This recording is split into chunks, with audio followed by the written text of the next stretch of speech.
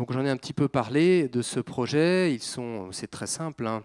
Donc ils sont déjà deux. Ils vont se présenter. Ils sont arrivés bien sûr il y a quelques jours.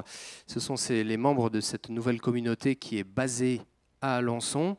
C'est vraiment une grâce, hein, puisque que cette arrivée puisse se concrétiser. C'était le fruit bien sûr d'un dialogue avec notre évêque et puis avec votre supérieur général de cette communauté brésilienne que sont les carmes messagers de l'Esprit Saint, et qui donc arrivent après nos sœurs carmélites, hein, qui sont arrivées, elles, en 2020. Voilà, ils se mettent au service du sanctuaire, mais aussi de la paroisse d'Alençon, du doyenné même d'Alençon. Voilà, un prêtre et deux frères pour l'instant, peut-être sans doute un quatrième membre qui va renforcer aussi notre apostolat autour des saints époux Martin dans les lieux même de vie. Voilà. Et puis, leur présence va permettre, bien sûr, d'abord, peut-être avant tout, hein, la prière, hein, pour les œuvres du service de la famille et des couples qui se portent à Alençon.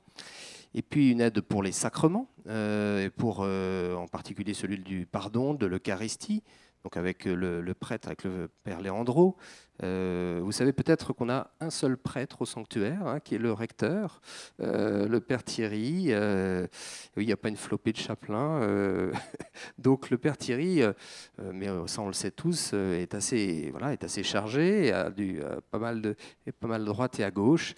Donc ça va renforcer cette présence sacerdotale donc au sanctuaire. Et c'est bien aussi pour tous les événements où on accueille, où on a besoin justement d'un prêtre qui confesse, de l'Eucharistie, d'accompagner des groupes ou des pèlerins autour des sacrements.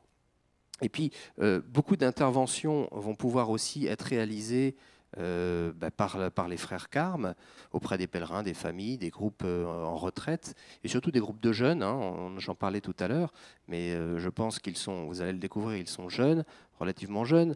Ils ont aussi un charisme d'enseignement qui est réel, hein, c'est ce qui porte la communauté.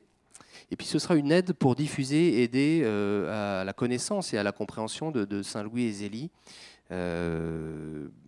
Nos deux frères partent d'ailleurs très vite, là, dans 2 jours, en mission, en Alsace, avec Guy, avec son épouse, pour la première partie d'une mission, de plusieurs missions, entre la Moselle et l'Alsace. Donc vous voyez, c'est déjà ça va très vite.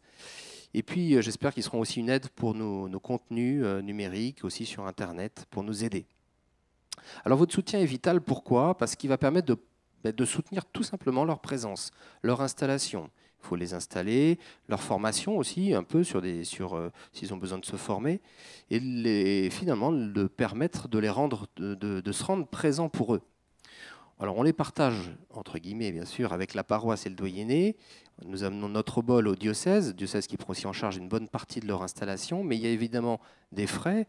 Alors le diocèse les loge, mais nous, on va les aider à vivre au quotidien, à payer leurs frais évidemment d'énergie, pour se nourrir, et tout ce qui peut être afférent à la vie d'une communauté. C'est très concret, afin qu'ils puissent aussi cotiser à une assurance vieillesse, invalidité, une assurance maladie, pour qu'ils se meublent par exemple. Il y a des tas de petites choses évidemment qui se rajoutent quand on arrive comme ça, quand on débarque et qu'on veut installer une nouvelle communauté religieuse dans un endroit. Voilà. Et pour assurer notre part, nous ne sommes pas seuls, hein, bien sûr, de ce financement, mais sur les années 2024, l'année prochaine et 2025, nous avons besoin de 20 000 € pour couvrir nos frais sanctuaires, pour aider nos frères carmes sur au moins 2 années. Voilà. Donc ça a l'air de rien, mais c'est une somme importante. Et c'est le grand projet finalement de cette année, de cette nouveauté, qui est vraiment une bénédiction, une grâce pour le sanctuaire et qui fera du bien aux pèlerins.